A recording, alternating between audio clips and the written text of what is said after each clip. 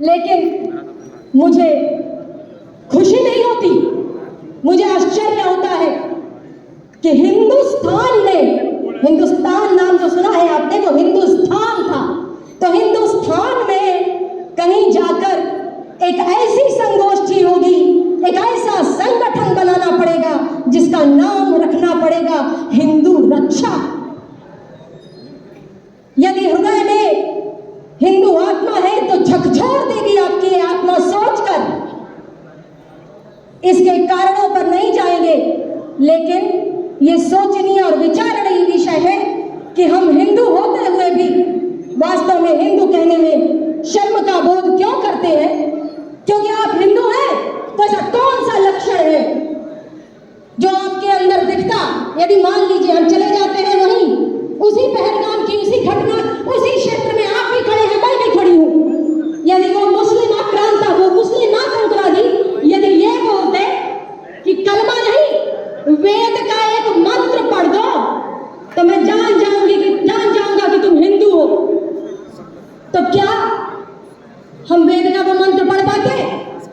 बताइए, हाँ या ना में उत्तर दीजिए। नहीं पढ़ पाते?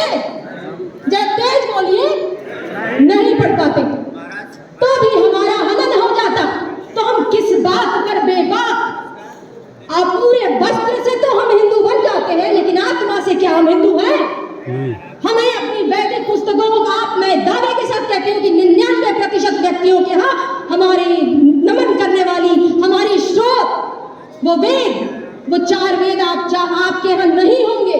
हम अपने बच्चों को जो शिक्षा दे रहे हैं उसमें कभी भी मंत्रोच्चारण की शिक्षा, बड़े कम ही ऐसे परिवार होंगे जहां ये शिक्षा प्रदान की जाती होगी। तो मैं उस धरातल की बात करती हूँ, तो वहां से यदि हम कहते हैं ऐसे सम्मेलन में बैठकर कि हम हिंदू हैं तो हमें शर्म आनी चाहिए। हम हिंदू नहीं हैं, क्योंकि हम हिंदू तो देखने में हैं लेकिन आत्मा से नहीं है।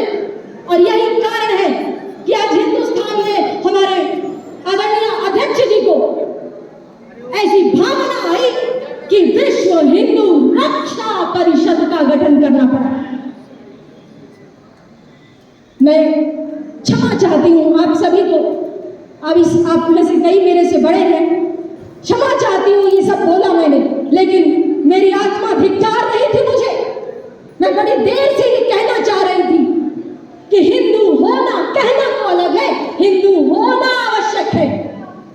सावरकर जी ने कहा कि मैं हिंदू हूं, तो आज तक अस्थियां विसर्जित नहीं हुई, क्योंकि उन्होंने भी प्रण किया था कि अखंड भारत में उनकी अस्थियां सिंधु नदी में विसर्जित होंगी। क्या हमें पता है कि एक ऐसा व्यक्ति, एक ऐसा हिंदू जिसने हमारे कंधों पर यह जिम्मेदारी दी, ये उत्तरदायित्व दिया, क्या हमें पता भी है? हमारे बच्चों को बोध है? कॉन्वेंट के विद्यालयों में बच्चों को पढ़ाते पढ़ाते हम ईसाई मानसिकता के हो गए हैं। हमारा बच्चा हेलो हाउ डू यू ना बोले तो हमें शर्म आती है, नमस्ते कहने में हमें शर्म आती है। तो ऐसी स्थिति में वास्तव में ये अनिवार्य आवश्यकता है हम प्रत्येक हिंदू की कि पहले हम हिंदू तो बने, आत्मा से हिंदू तो बने।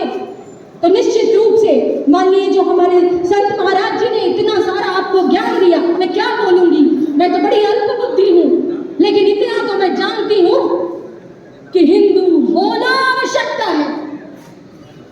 तो यदि आप मेरी बात से सहमत हैं तो मेरे साथ बोले जय श्री राम, जय श्री राम, भारत माता की जय, भारत माता की जय।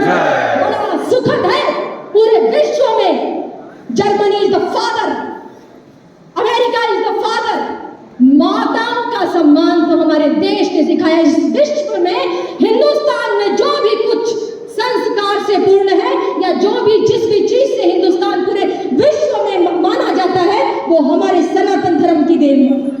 तो मैं आज इस सभा में अपने सम्मुख उपस्थित बहुत ही आदरणीय महाराज जी के समक्ष उनके आशीर्वाद को प्राप्त करते हुए ये आह्वान करती हूँ कि पहले हमें हिंदू बनना होगा, तदोपरांत ये बात कहनी होगी कि हम सब हिंदुओं की रक्षा करें।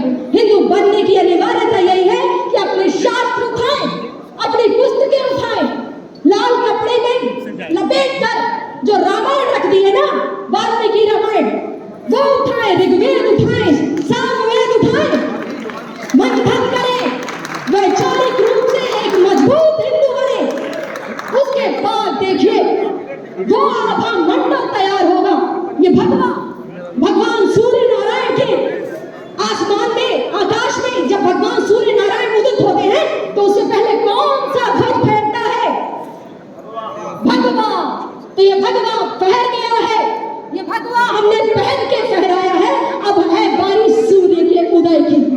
तो सूर्य उदित होगा, लेकिन तब जब हमारी आत्मा हमें झिझोड़ेगी और कहेगी कि सुनो भाई, बहुत हो चुके हैं ब्राह्मण, क्षत्रिय, वैश्य, शूद्र, अब बारी है कहने की कि हम हिंदू हैं, हम हिंदू हैं, हिंदू हैं। अरे इस मूलाधार चक्र से आवाज आए, वहां से वायु ऊपर रखे करें और मुख से अपने निकाले, निःसरित करें पूरे जोर से, हम हिंदू हैं, हिंदू हैं, हिंदू हैं।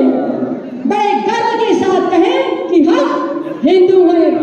साहित्यकार के रूप में परिचय दिया था, मैं 2 पंक्तियां सुना के आपके समक्ष रख के अपना स्थान लूंगी। बहुत दुख होता है। अभी कुछ बात हो रही थी ना मुस्लिम संप्रदाय की, मैं एक बात बताना चाहती हूँ। इंडोनेशिया में चले जाइए, जरा जाके देखिए, वो मुस्लिम होते हुए भी हिंदू हैं और हम हिंदू होते हुए भी हिंदू नहीं हैं। क्यों? वो मुसलमान है, इस्लाम धर्म अपनाए हुए वहां पे 90% से ज्यादा इस्लाम धर्म के समर्थक है, लेकिन भगवान श्री राम के संस्कार को वो नमन करते हैं।